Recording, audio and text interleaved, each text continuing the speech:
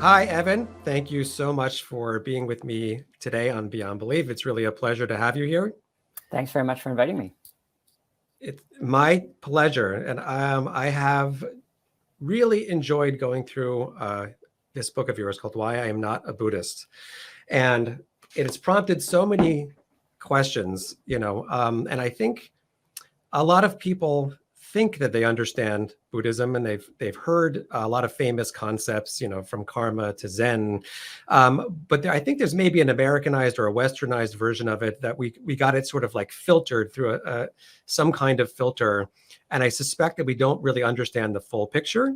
And so therefore you're uniquely placed, and you've actually, written a whole book about it, about what the true maybe essence of Buddhism is, although I admit off the bat that I'm a little confused as to what it is.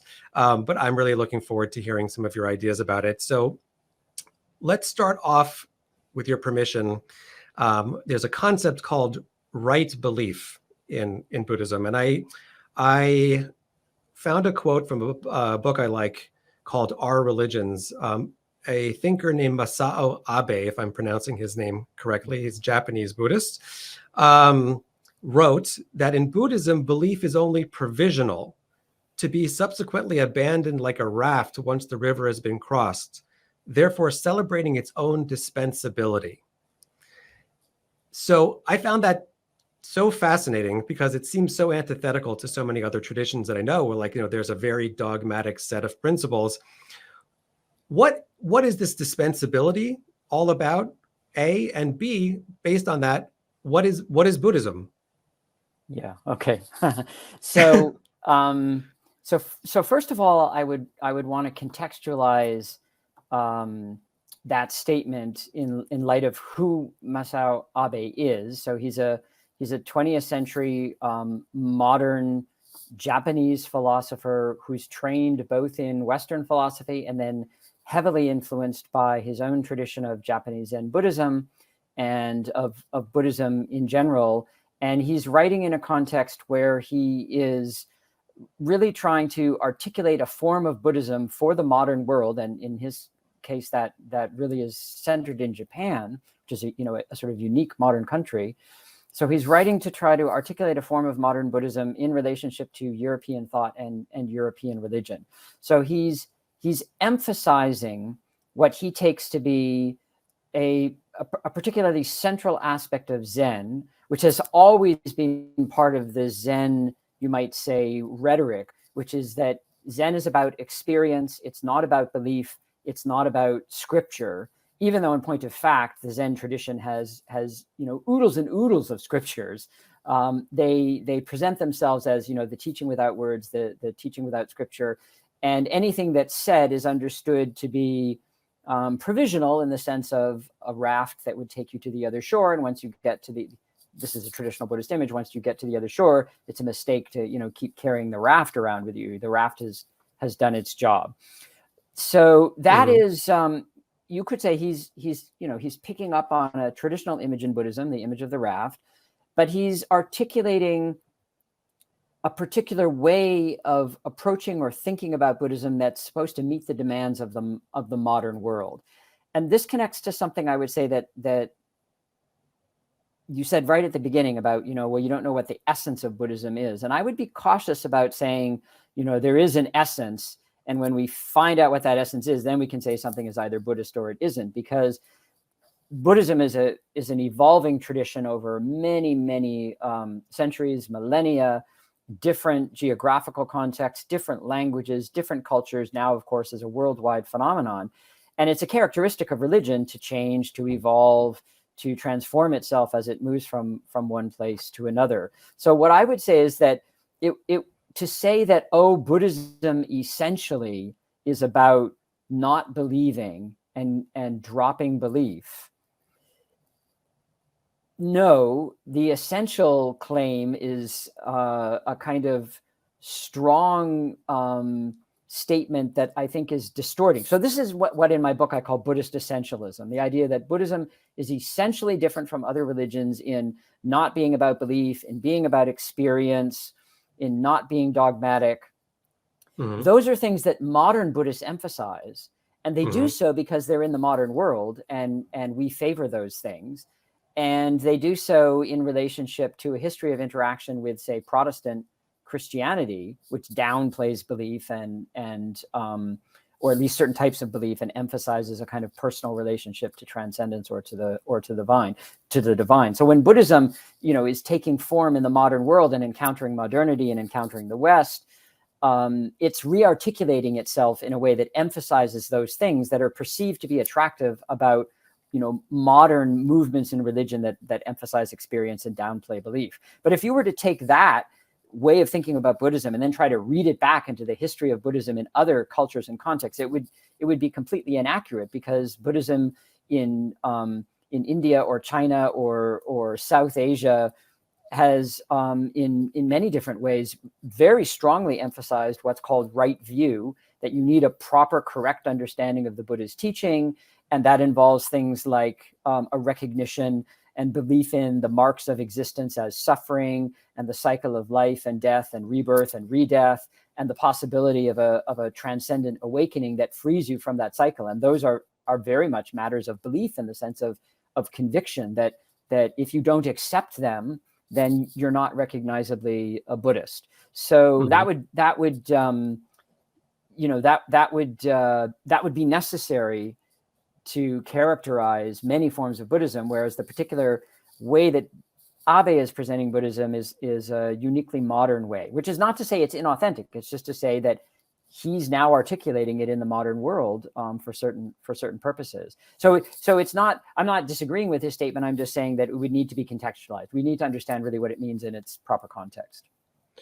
Okay, that makes sense. But you seem to take issue with that kind of contextualization, like the modernizing of Buddhist thought to make it compatible with current thinking. So, for instance, you asked the question: is it uniquely compatible with modern science? And I actually wrote down a quote that I liked from page 41, where you say, Buddhist theories of the mind and based on textual traditions that purport to record the remembered word of the Buddha, on religious and philosophical interpretation of those texts, and on Buddhist practices of mental cultivation. The theories aren't formulated as scientific hypotheses, and they aren't scientifically testable.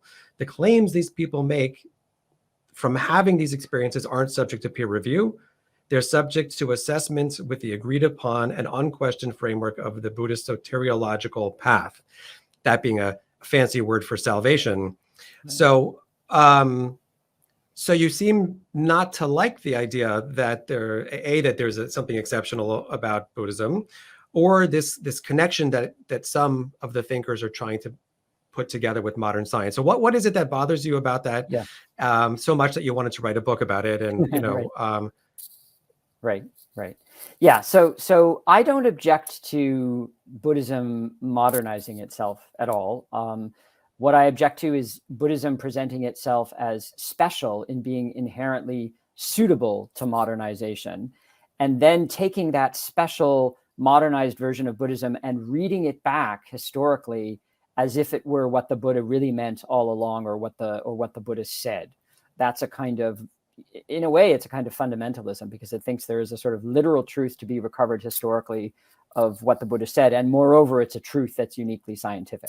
So the idea that we would modernize religion to make it compatible with other aspects of the modern world that we find in science, or that we find in politics or political theory, or that we find in art, I have no quarrel with that whatsoever, but it's something that all religions do. There's liberal Judaism, there's liberal Christianity, there's liberal Islam, there's modernism is something that has now happened, to the world as a whole, and every religious tradition has had to grapple with it and articulate, different forms, including fundamentalist forms, of course, because fundamentalism is essentially a reaction to modernity. So Buddhism is not special in that regard. It's the presentation of Buddhism as special and uniquely suited to being modernized that I object to, because in order to do that, you have to downplay all of the inherently salvational and ethical aspects of the Buddhist tradition, and you have to, in a way, recast them and domesticate them to make them be scientific or scientized. And when you do that, you lose sight of the fact that certain kinds of concepts are just not scientific concepts. So the concept of suffering in the way that it's used in Buddhism, that existence, is inevitably or inherently suffering and unsatisfactory. That's not a scientific description. That's an ethical description that comes out of a certain value perspective. And so the idea that that seeing the world as suffering in that way and then trying to attain liberation or awakening from it, that's not a scientific narrative. That's an ethical or religious narrative. So what I object to is a kind of distorting of what Buddhism is about, not in terms of necessarily specific doctrines, but in terms of the whole overarching framework of whether Buddhism is to be understood as an ethical religious tradition as opposed to some kind of scientized psychology. It's the rendering it as a scientized psychology that I object to. So that it's only the modern reading of it really that is bothering you. Like if 200 years ago, presumably you wouldn't have this issue. Well, 200 years ago actually is when this in a way started. 300. Yeah. And so it's not that I think the version of Buddhism 300 years ago was better. It's that when the version 300 years ago came into an encounter with the rise of science and the rise of European Enlightenment thinking, what happened is that the Buddhists, many Buddhists then thought the strategy, which is entirely understandable in their historical situation, thought that the strategy for countering the dominance of Christianity would be to say Buddhism is more scientific than Christianity, because Christianity presented itself as the superior religion, the religion that had arisen in a European scientific culture. So the Buddhists were very clever. That in Asia, they turned this around and said, no, Buddhism is actually more scientific. So what I think, it's understandable historically why that happened, but I think that entrenches misconceptions about both science and religion that we need to get beyond. It's a bit like saying, the best kind of art is the art that's compatible with science. Well, that's just not what art is about. And similarly, to say the best kind of religion is the kind of religion that's compatible with science. No, religion is about other things that don't stand or fall in terms of whether you can scientize them. That's really where my quarrel is. So modern Buddhists have, not all, of course, I'm generalizing, but many modern Buddhists have tried to legitimize Buddhism by scientizing it. And my argument was with that. That's fascinating for several reasons, but one of them is because I think that one of the unique features of Buddhism, at least in people's minds, is its willingness to accept reality for what it is. And so it's sort of surprising that there's there would be a competition. Like if Christianity was uniquely compatible with science, I would think that the Buddhist response to that would be like, okay, so it is. Well, it doesn't bother us, and we're just doing our thing, and we're trying to attain enlightenment. And I would think that would just brush right off of them. It's surprising to me that bothered anybody. Yeah, I think, Buddhism does say we need to understand things as they are. We need to clearly see them and clearly discriminate and discern how they are. But that statement is really made within the ethical and salvational frame within Buddhism. And what it means is we need to understand that, that things are impermanent, and that impermanence means they're inherently unsatisfactory, and that they're fundamentally then constituted by suffering. And our effort should be to liberate ourselves or all beings from that situation. So we need to perceive those characteristics clearly. The seeing how things are, of course, in Buddhist philosophy, now we're talking like intellectual scholastic Buddhism. There are many arguments about, discerning the nature of reality, and, disputes, say, in India between Hindus and Buddhists about whether there really is a self or whether there isn't a self. So there are, of course, philosophical arguments that you can that you can render as arguments about, what there is, or the theory of knowledge, what philosophers call metaphysics and epistemology. Of course, there are arguments about that. But so you could say that's an effort to recognize how things are, but it's always within this salvational ethical frame. Whereas science presents itself, you might question whether this is true on the ground, but science presents itself as trying to investigate reality independent of those kinds of ethical framings.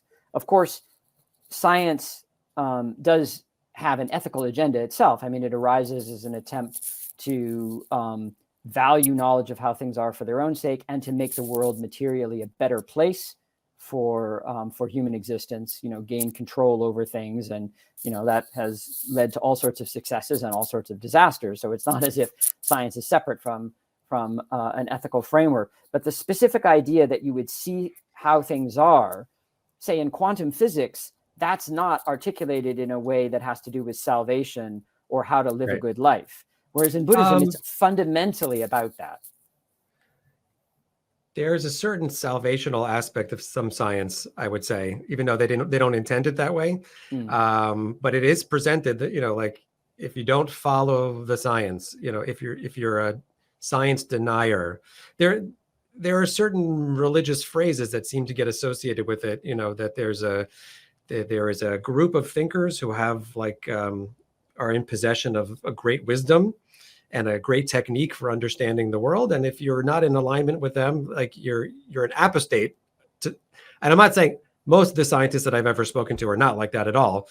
But there are some, and there do seem to be certain correlations between religiosity and science to me. But your point is well taken that in general, it's not supposed to function that way. And I think you're making a very excellent and important point. Maybe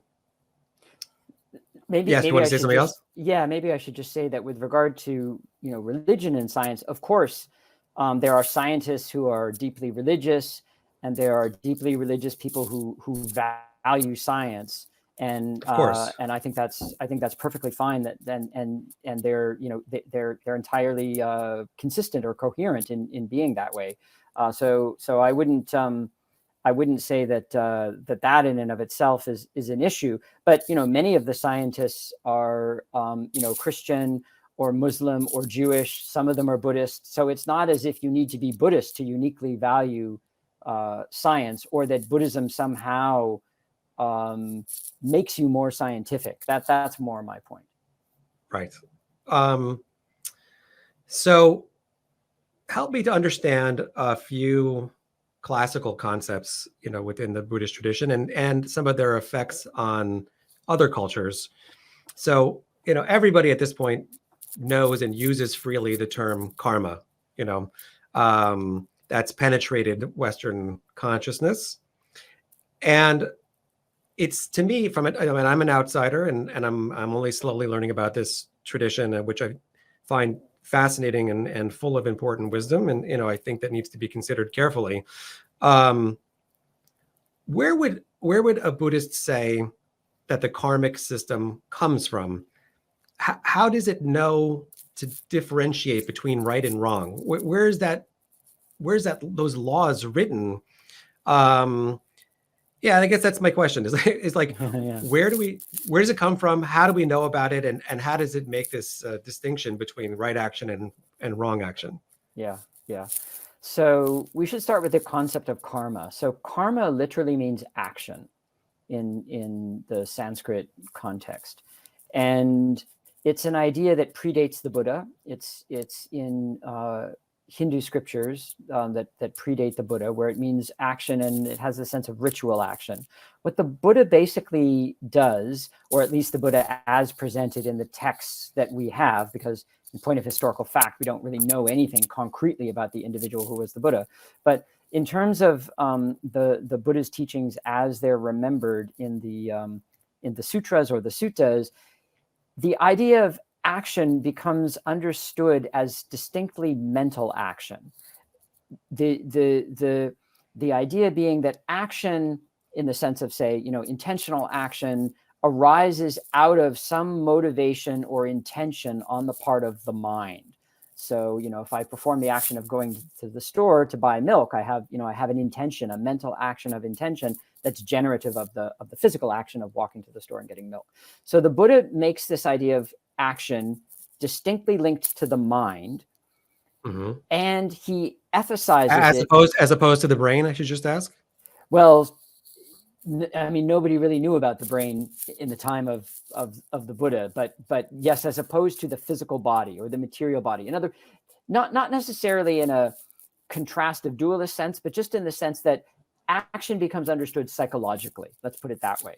Action is about psychological processes and states. So, mental states and processes that are related to the body, but that aren't just a bodily process like digestion. It involves some kind of mental context of desire, of intention, of motivation, of attention, perception, understanding. All of those psychological factors are part of how the Buddha understands karma in the sense of action. And then he emphasizes it in the sense that he says there are good actions, or you could say there are wholesome actions, and there are bad actions, unwholesome ones, and they're rooted in the mental state. The mental state is either wholesome or unwholesome. It's either a mental state of wanting to do something beneficial or helpful or motivated by kindness or compassion or friendship, versus a mental state that's negative, harmful, motivated by hatred or wickedness or a desire to cause harm. And then he says that good actions bring about good results and bad actions bring about bad results, not just in this life, but in the continuum of all the lives that make up the wheel of existence. So previous lives and former lives, the engine on which the sort of cycle of life and death runs is karma or action, motivated fundamentally and deeply by a kind of craving or attachment in the unawakened mind, even when you're doing good actions. Like maybe you do a good action because you desire to be good and to be recognized as good, and that's a kind of actually selfish, egocentric desire, egocentric clinging. So if you then ask the question, okay, well, why is it that good actions bring about good results and bad actions bring about bad results? There is no answer to that question in the sense of, well, God created the cosmos and set it up that way. It's in a way an unanswerable question, or a question in a way not actually worth asking, because as far back as you go in trying to trace the workings of the system, you'll never find an origin point. So the Buddhists argue. In contrast to the Hindus, who think actually, well, no, you can find an origin point in a creator God or in a kind of universal consciousness that generates a kind of delusional dream about reality. The Buddhists generally say, no, you can't find a sort of deeper explanation for the workings of this system. So it's in effect, it's a kind of regularity of the cosmos that is just how things are, that doesn't have a ground in say God or some written law. So that's very interesting, of course, and the contrasting it with Hinduism is also fascinating. Since those cultures are so closely linked, those philosophical systems, like one growing out from the other. It's just interesting to know how they diverged. But in philosophy, we have this concept of the impossibility of infinite regress. That you can't have an unlimited number of causes, which is more popular amongst the scholastics. And, and I happen to be partial to it. I believe it's a generally accepted part of philosophy as a whole. You can correct me if I'm wrong, but why wouldn't that come into play here? That there must be some kind of termination of this causality. And maybe we should think about that, because maybe it has implications for this system. Like, in other words, if I believe that there was a karmic system, the first thought that I would have is, well, hang on, how did this get here? And what does it mean that it's here? Not just, well, we stumbled across this thing, which I'm not even totally sure how they know about it. And it is what it is. So we'll just use it as best we can. why didn't that come up, or why doesn't that come up? Yeah, so that's a complicated and very interesting and rich question that that is central to a lot of philosophical debates within Buddhism and between Buddhists and other religious traditions in, say, South Asia, Buddhists and Hindus and Jains and materialists too, for that matter. There is an argument that the Hindu philosophers make that's basically very similar to arguments we see in Judaism and Christianity and Islam. The Hindu philosophers argue, look, you need a kind of ground, first principle, source of creativity to stop a kind of regress of contingencies back and back and back. You can't have an endless regress of contingencies. You need some kind of necessity to ground to ground these things that could have been otherwise. That's what contingent means. It could have been otherwise. And so if something could have been otherwise, it depends on something else for the fact that it is, and you just carry that back forward, and you need to arrive at something that's not contingent, that has to be the way that it is, that's necessary, and then that would be God. So Hindu philosophers make a version of this argument, and Buddhists don't like this argument. Buddhists try to argue that the very idea of a first cause or a first ground that wasn't itself dependent on something else is incoherent. So they attack the sort of logical coherence of the idea. And this gets extremely technical. I mean, now we're in the realm of, of scholastic philosophy. Now, so that's sort of one way to come at it, is just to say, okay, here we enter these very complicated philosophical debates. But another way maybe to think about it is that a certain style of Buddhism or Buddhist thinking basically says, look, what really matters. So this is the traditional analogy of the person who's shot with the poisoned arrow. So he's shot with the poisoned arrow, and the Buddha's teaching is how to get rid of the arrow and how to cure yourself. And if the person shot with the poisoned arrow says, I want to know who shot the arrow, where it came from, the physics by which the arrow moves, the identity of the person, the social caste or class of the person who shot it, the Buddhist answer is basically, this is just not relevant to what you primarily should be concerned with. So this is where the ethical, salvational kind of injunction or impulse comes into play again. It's that what really matters is you're suffering, you're shot with a poisoned arrow. And if you don't do something about it, your situation is dire. And what are you going to do about it? Well, you're fundamentally going to have to understand how the mind works in terms of karma and desire, and discipline your mind and your social relations to others to purify yourself so that you can attain awakening, which is basically equivalent to pulling out the arrow. So from that perspective, the question about, where does karma come from is just really seen as not a pertinent question, I suppose. I get it, but it's interesting. Like, if we think about it in, when the cops arrive on the scene and someone is shot, they call the medics, they do what they have to do. And then they launch an investigation into exactly what happened, hopefully to prevent things like this from happening again. Right. And it's just interesting. It's just, all I can say is it's culturally interesting or philosophically interesting that people don't find that compelling to want to know, to trace it all the way back. So, but I can respect it. And yeah, I'm not defending it. I'm giving sort of their position. And indeed, many Indian thinkers, religious thinkers, philosophers, were not satisfied with that answer at all. And among Hindu philosophers in particular, theist Hindu philosophers, and even, you might say, mystical is a tricky word, but you might say sort of less theist, more mystical Hindu thinkers, that this particular line of thought is not satisfying for precisely the kind of reasons that you're articulating, is that there needs to be a bigger cosmological story to really satisfy the human impulse to know how things are, how they work, and how we should live. Fair enough. And very good answer. So as you know, and as you mentioned in the book, there does seem to be a unique, maybe you'll tell me if it's not unique. From my perspective, there's a unique fascination that Jewish people have with Buddhism.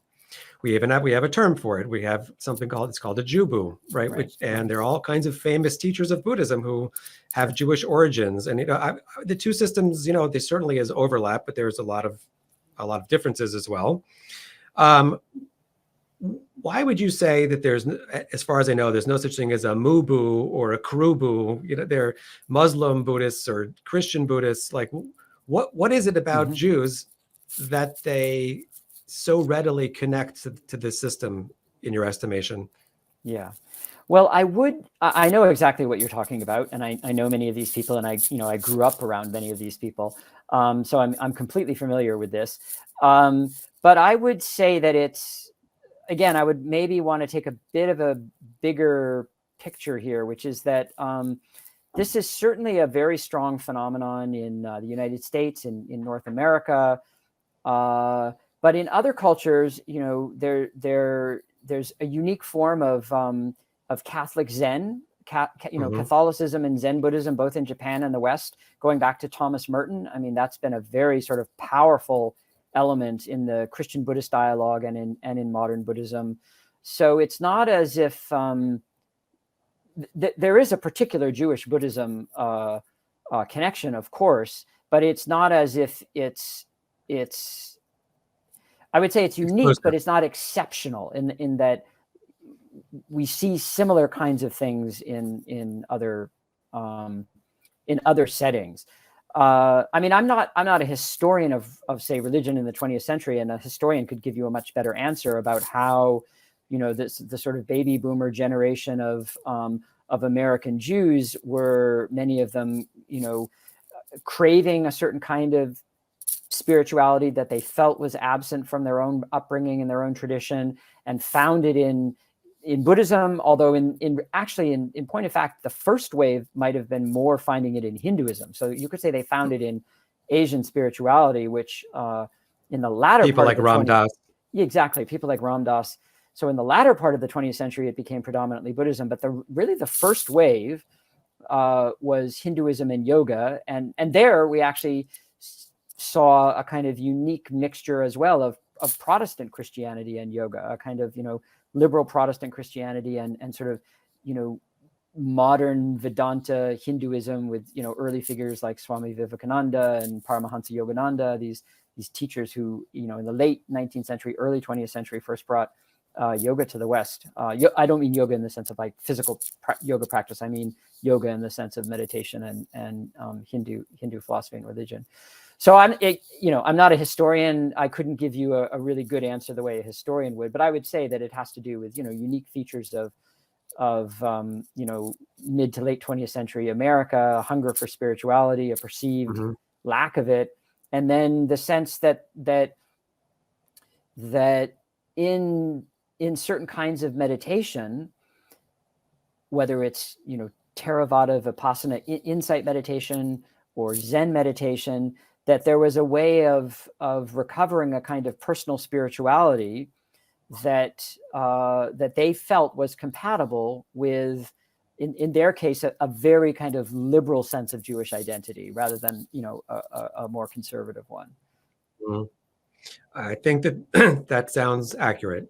So I don't know if we need the historian. I think that's. Okay. I think you're right that I think that a lot of Jews found what they were brought up with to be very particularly unsatisfying and looked elsewhere, not realizing that they have their own mystical tradition and of course and a lot to look into. But okay, I have a couple more questions for my own edification, and hopefully the audience will find it edifying as well, which I'm sure they will. But the idea of moral conduct in Buddhism, to me, it's related to the concept of karma, and there's a concept called the 5 silas. Am I pronouncing that correctly? Sila, which is, how do you say it? Sila.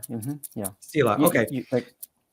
So that is abstention from killing, lying, stealing, sexual misconduct, although I couldn't find exactly what that's referring to, and not using intoxicants. So in the Abe book that I was referring to before, he tells a fascinating story of, and maybe it's his classic Buddhist story. I'm just not sure, but he tells a story of a hungry tigress, and it has just given birth and is very weak. It's gonna die, and a bodhisattva is in the area and, in a sense, comes to the rescue, but he does it in such a counterintuitive way. And I wrote it down. It says, as a merciful man, he had taken no sword with him. He therefore cut his own throat with a sharp piece of bamboo and fell down near the tigress.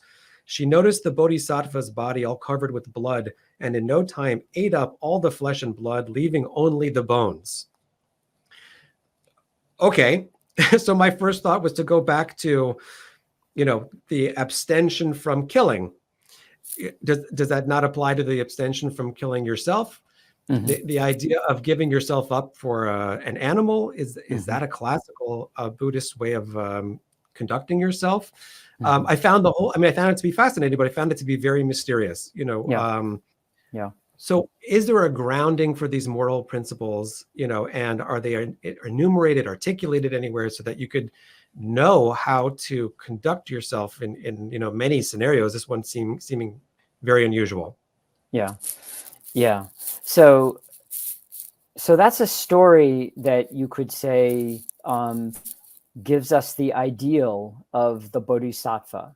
The bodhisattva is a term used in Mahayana Buddhism. So this is the form of Buddhism that starts to arise maybe 100, 150 years after the Buddha's death, develops in India, travels to China, Japan, Korea, so Tibet later. So it's a form of Buddhism that emphasizes strongly that awakening needs to happen for all sentient beings, and that's in a sense the ultimate end, if you will, not personal liberation. The bodhisattva forsakes their own personal liberation to stay in the world of the unenlightened beings until all beings are able to be enlightened.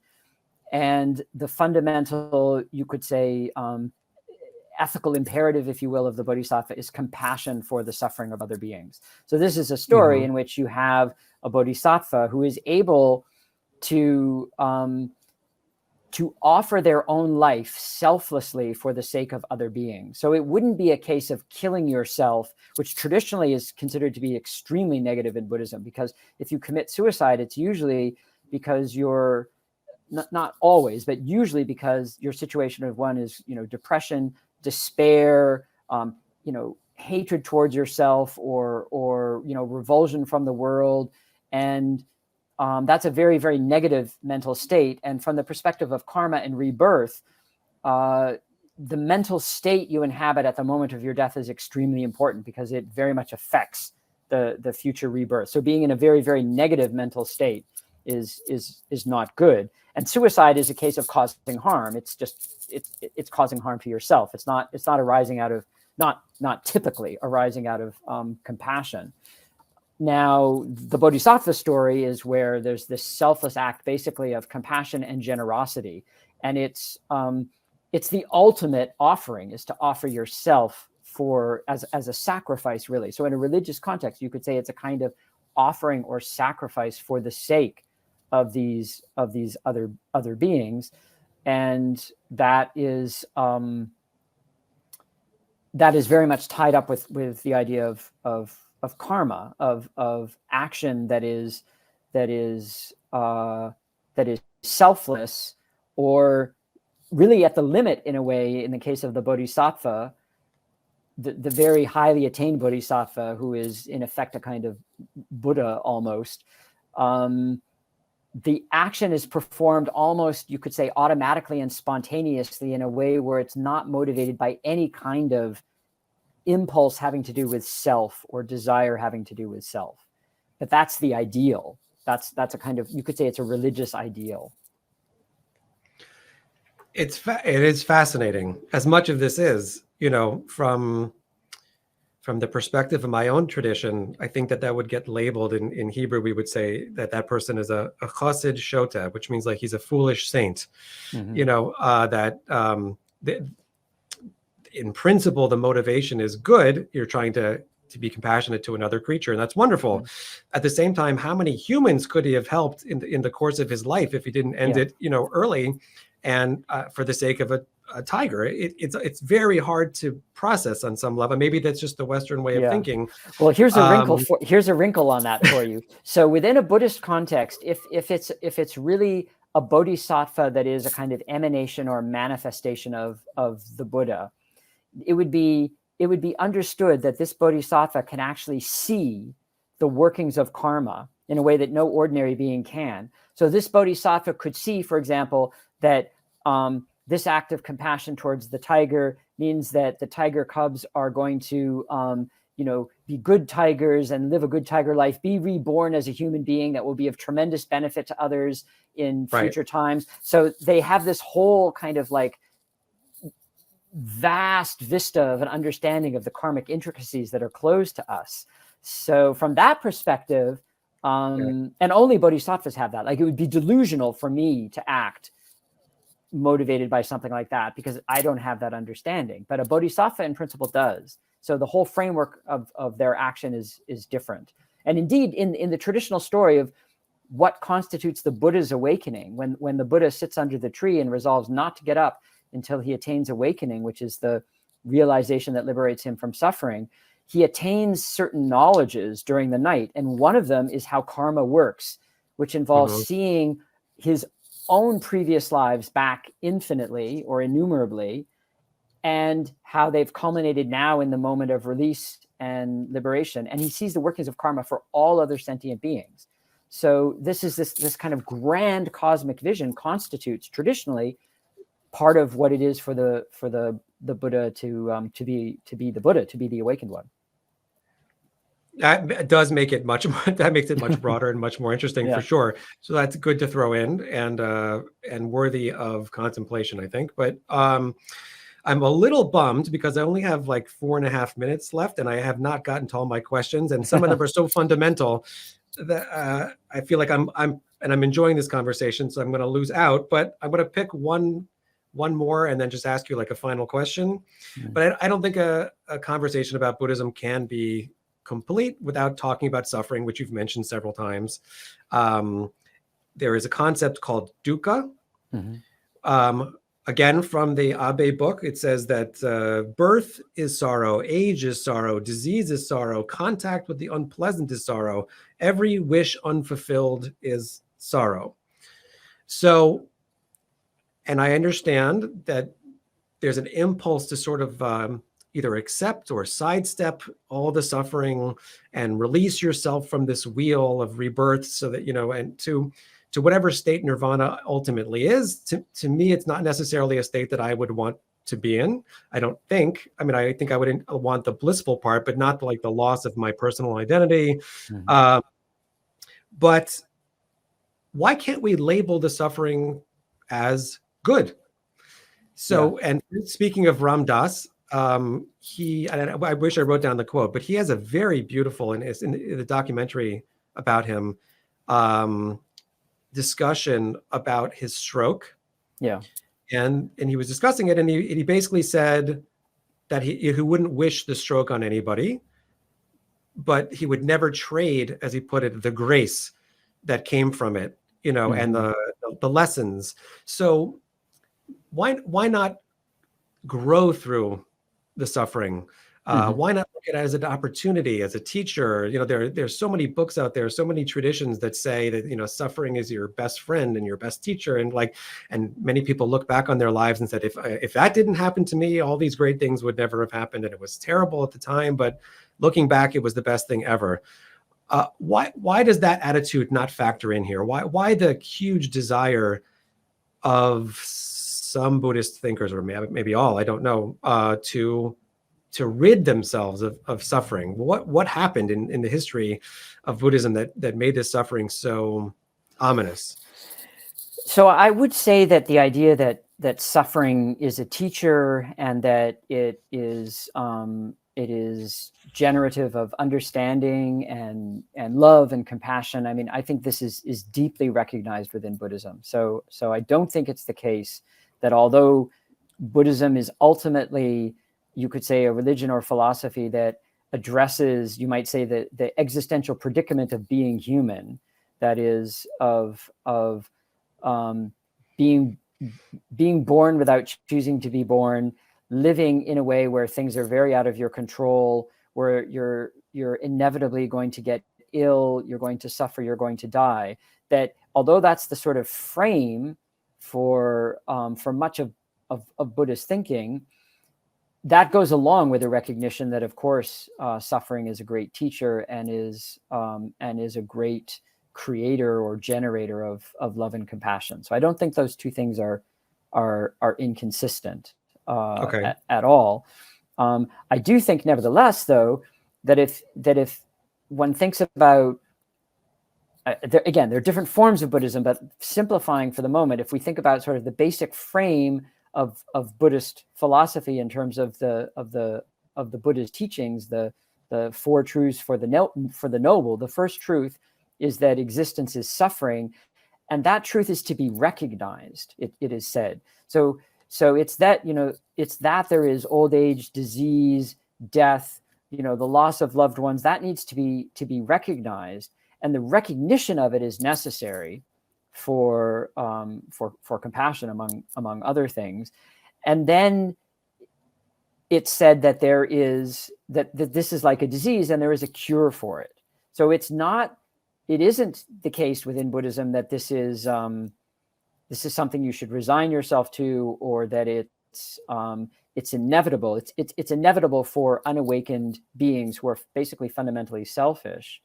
But for beings who see beyond and uproot that kind of selfish clinging and desire, that is awakening. Now, then you can ask, okay, well, what exactly is awakening? What is nirvana?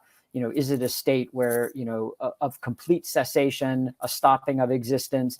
Is it something blissful? Is it really no different from this world, but being in this world a different way?